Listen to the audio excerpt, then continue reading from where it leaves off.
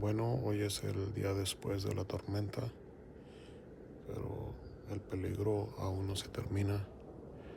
Ahora el problema es el famoso hielo negro, que es uno de los peligros invernales más traicioneros.